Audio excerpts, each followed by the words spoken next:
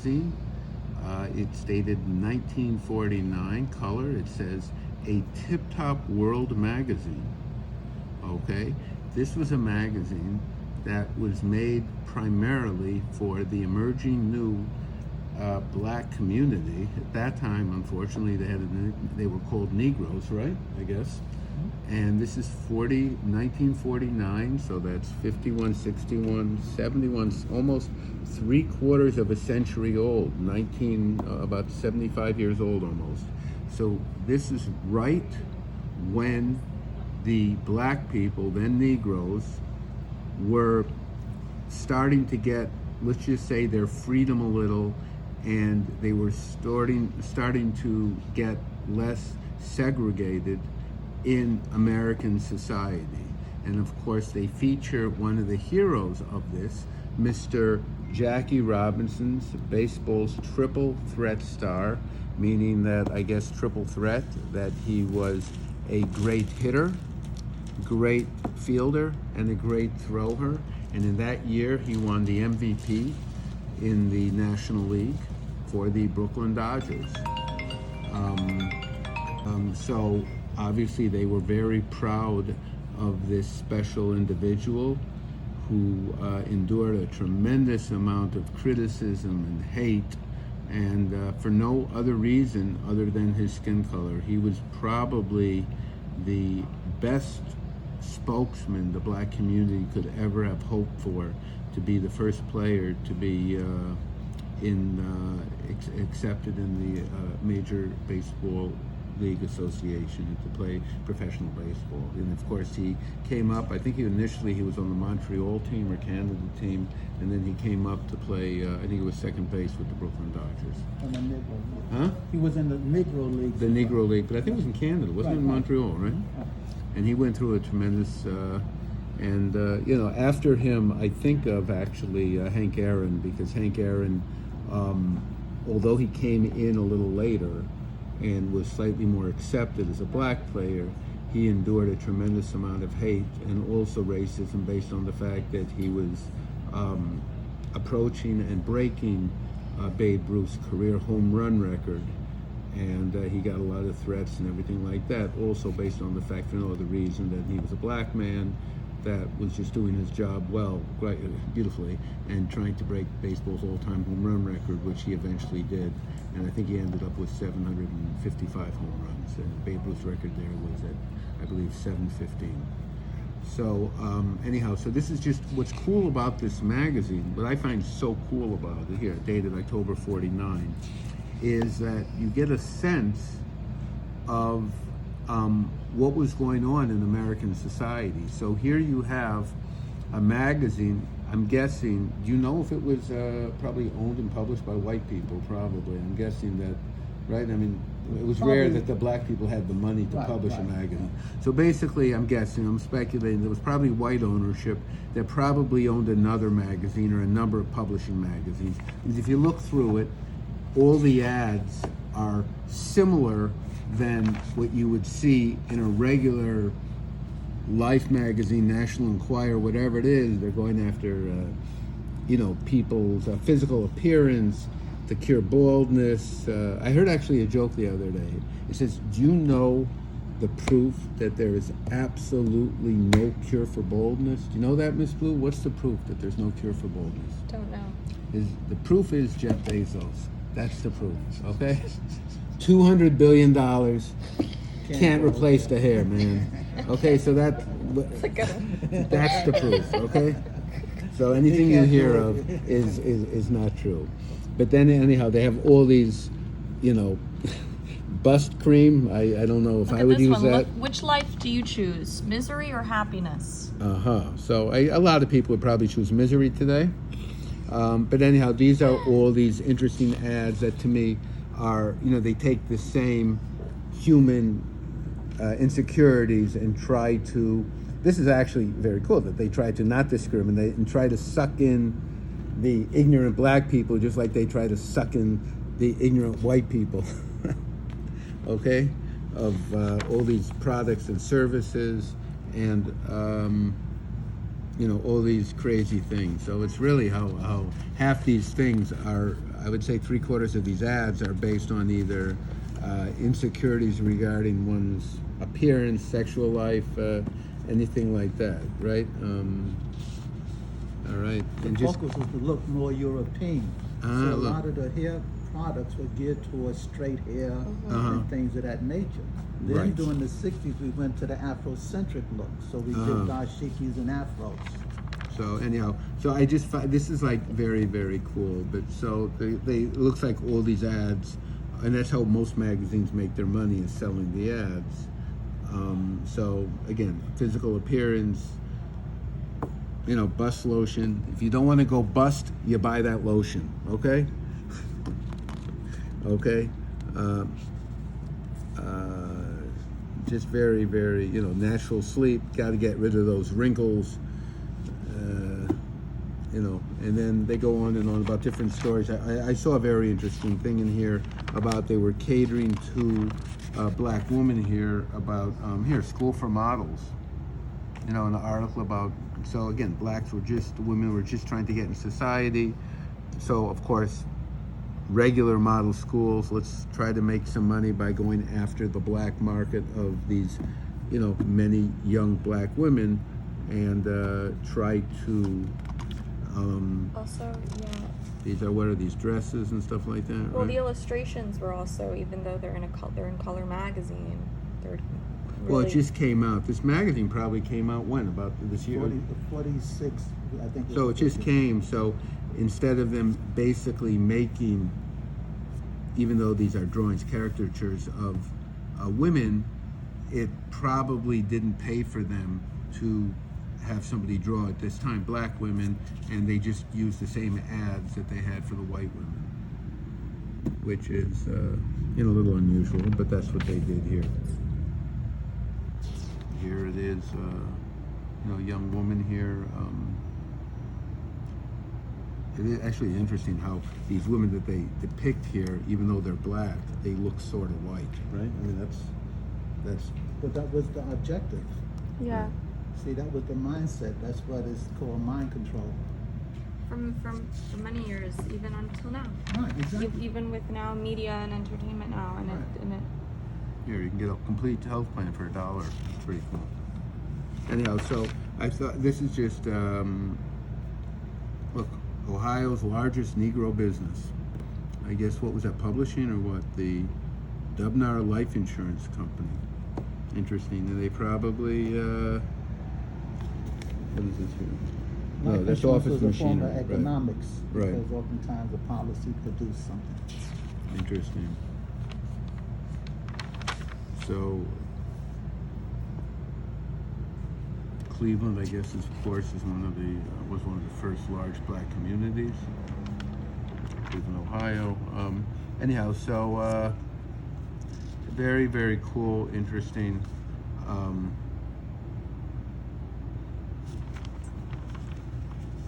So, anyhow, so you study this magazine. It tells you a lot about our culture at that time, our life.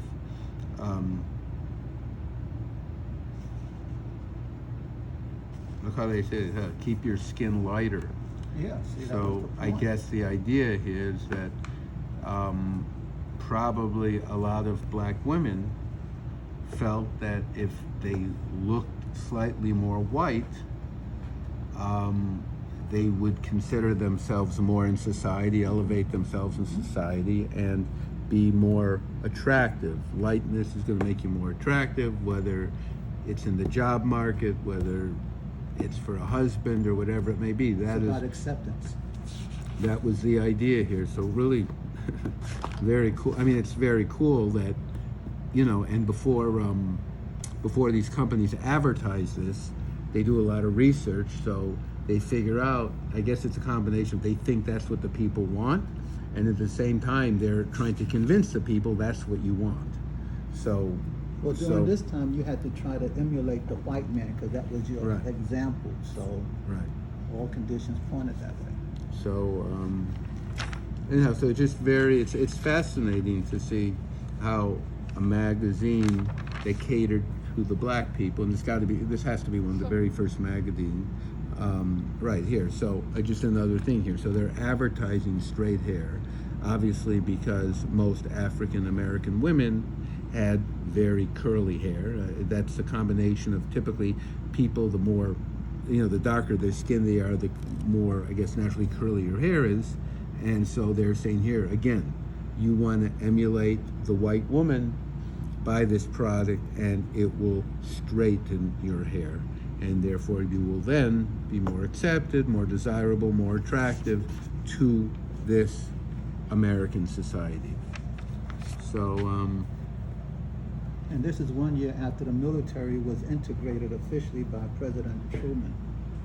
very interesting too. Our friend here who we're going to be talking to, you can catch his interview on our YouTube channel, as well as Ronald Washington here, who's a scholar on integration, black folks, history, Civil War, etc., has been giving some of his tidbits here. Well, this is actually, I would think, this is crazy expensive. In 1949, they're selling a coat for $9. I would think that's insane. I mean, everything here, if you look, in fact, this is pretty expensive too. I would think a pair of shoes for $12.95 at that time. But that's the upper middle class blacks now. See, this is geared towards more educated people. Right, more, but you would think still, really, you wouldn't think there's enough of them to even, just now at that time, that had the money to spend $13 on a pair of shoes. I mean, I wouldn't even think it would pay for them to advertise. That's got to be like the highest price, like you said here. It's on actually, well, it's not on, I was going to say Madison Avenue, but it wasn't on Madison Avenue. It was actually on 125th Street in Harlem. So as we know, 70 years ago, Harlem was considered one of the wealthiest premier places to live in New York City. And then, of course, as the neighborhood, we'll say over the years, sort of deteriorated and became more of a dangerous situation in the, we'll say, 60s, 70s, and 80s, it became less desirable, and a lot of the wealthy people moved out. But initially, that was one of the most expensive. In fact, a lot of entertainers lived there, and but still, it's mind-boggling to think that this company spent a lot of money to advertise shoes to in a black publication. They're selling for $13. I mean, you can go down today in a Kmart and get shoes for $20 today. So what's cool about this magazine, me as a collectible dealer, collector, appraiser, this company, of course, been out of business for years, called Color Magazine. Again, this is crazy. Inside Sing Sing, which was one of the largest prisons, federal prisons in the country. I didn't read the article, but I can only suspect that the reason they're doing a story about Sing Sing federal prison is perhaps that at that time they felt that the readership, the black Negro readership at that time was, I guess, a number of them had family members there, and they wanted to see the insides of that prison system, which is, a little disturbing, to say the least, that 75 years ago, they're going to write an article saying that we believe that you guys are interested in this article about Sing Sing because you have family and friends that are there, so you want to see what they're going through.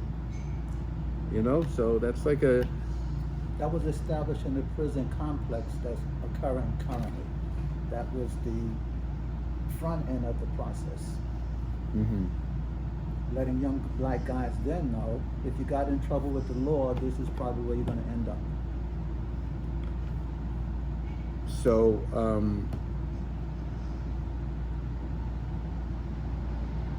okay. So, anyhow, so this magazine is interesting.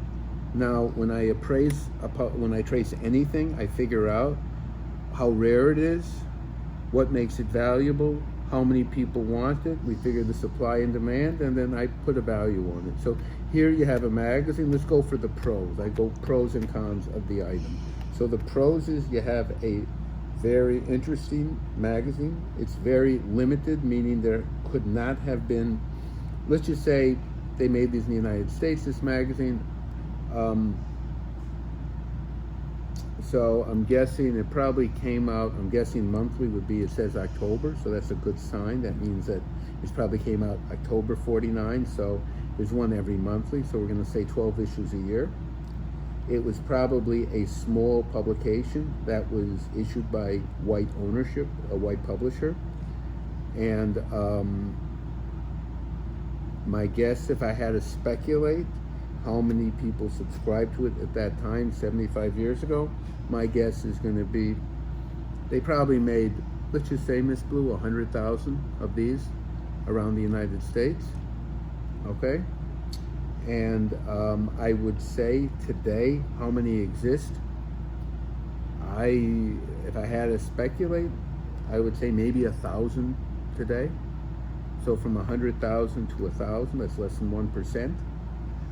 Condition-wise, again, we're going to talk all the pros. So let's just say, so you have a very small, well, 1,000 is not tiny, but it's relatively small group of magazines that exist today. And popularity, again, today, history of the black people, very interesting, very historic, especially the fact that it's one of the first magazines that was issued, made for the black audience at that time in the United States, one of the very first.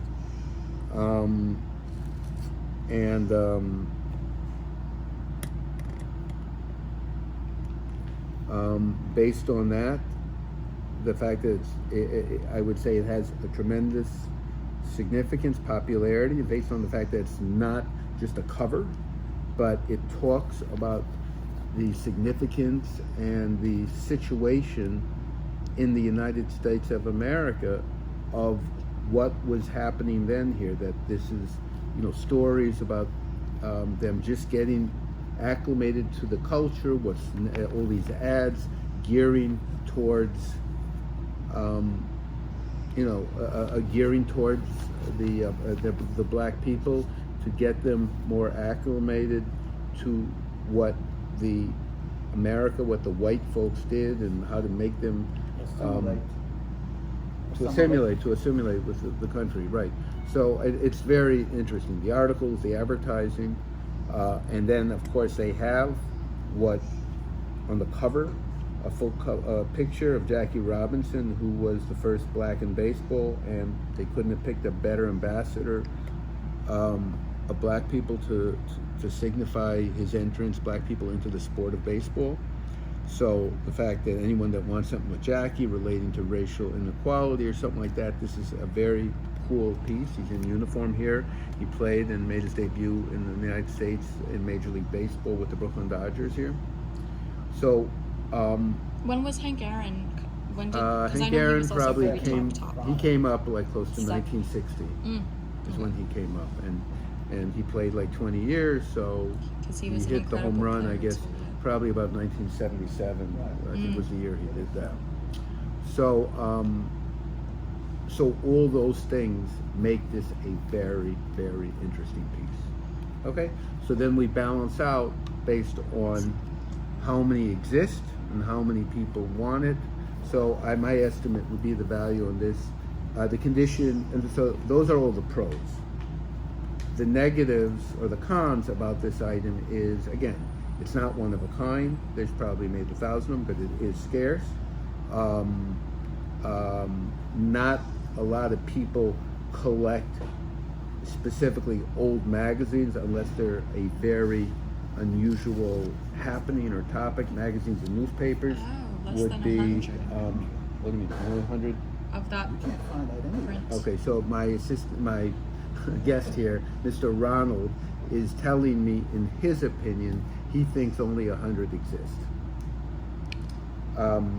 And one of the ways I come to a figure of how many exist is to, in my head, figure out why would somebody keep them and how many would be kept. That means what would be the logic of somebody keeping them.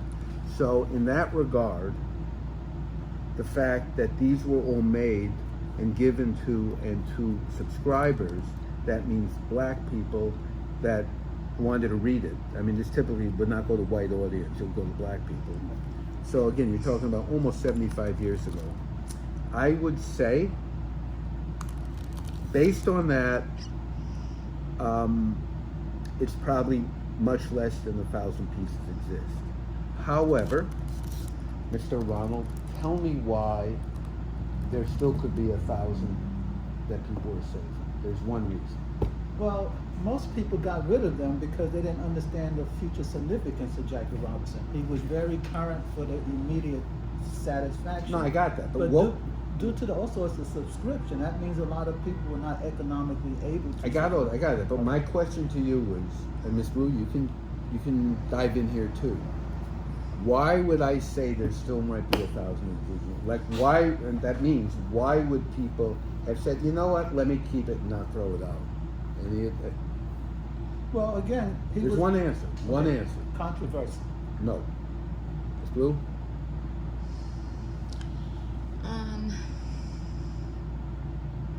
The answer is because if you brought in another issue, you're right, there could be 50 of them, 20 of them, 10 of them, but Jackie's on the cover.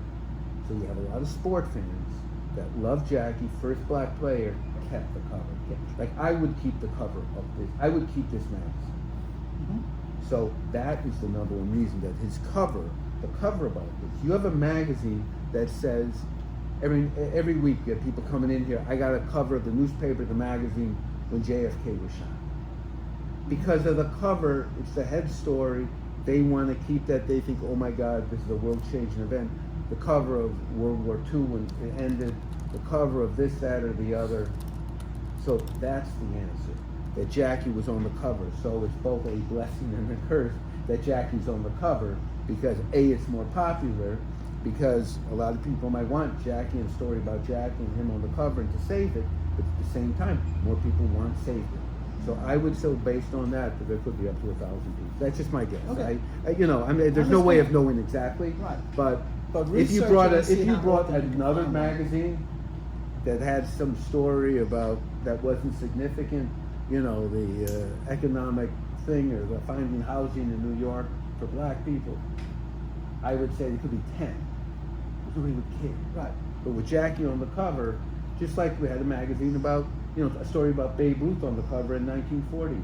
A lot of people love Babe Ruth, they're going to keep that cover because Right. of the cover. But a lot of people threw darts at that cover as well, because for people that hated him, he was a target of abuse. So I got they didn't that. have I got affection. that. They didn't I have got affection. that. I got that. But those wouldn't be the people that are reading or buying or subscribing to the magazine. True. So I don't know where they would have to buy the magazine for $1 and then throw darts, and people wouldn't do that. Well, not the people that supported him. Of No, I course. understand it, but they get their hands on the magazine. Yeah. What are they going to do? They're going to ask you to borrow the magazine? It's not going to happen. Anyhow, so I would estimate, all things considered, I'd appraise it for about $500 to $600. Okay. So anyhow, you guys have anything else to appraise, sell, buy? Contact us, APR 57, and we will be happy to give you more information and appraise your value, because we love things about significant players that made an impact, whether it's black, political, whatever. We're here to help you and appraise anything that you have. So till next time, it's Lee the Appraiser signing off, and we'd like to thank Mr. Ronald, who gave us the pleasure of appraising his item.